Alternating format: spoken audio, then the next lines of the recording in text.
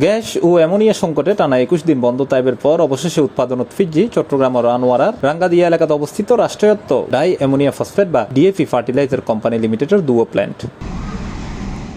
শনিবার মের 9 তারিখ দুইটা তুন কারখানাগুলো পুনরায় উৎপাদন শুরু হয়ে বলে জানিয়ে প্রতিষ্ঠানগুলোর ব্যবস্থাপনা পরিচালক মোহাম্মদ মইনুল হক। আমাদের প্ল্যান দুটোটাই চালু হয়েছে আজকে। আচ্ছা, কোন ধরনের সংকটের কোনো ইয়ে আছে?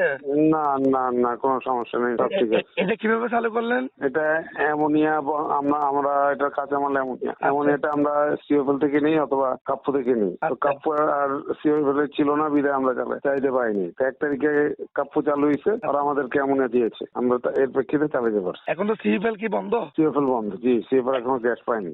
আচ্ছা, সিএফএল এর কারণে কোনো সংকটের কোনো দেখা দিবে এরকম কোনো আছে?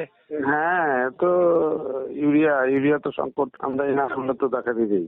ও আচ্ছা, এমনি তো অনেক টাকা তো ক্ষতি হয়েছে বাংলাদেশের এই বন্ধ থাকার কারণে। অবশ্যই ফার্টিলাইজার বন্ধ থাকলে তো ক্ষতির সম্ভাবনা থাকেই। এগুলো চিন্তা ভাবনা আছে, সরকার অবশ্যই এগুলো চিন্তা ভাবনা করবে।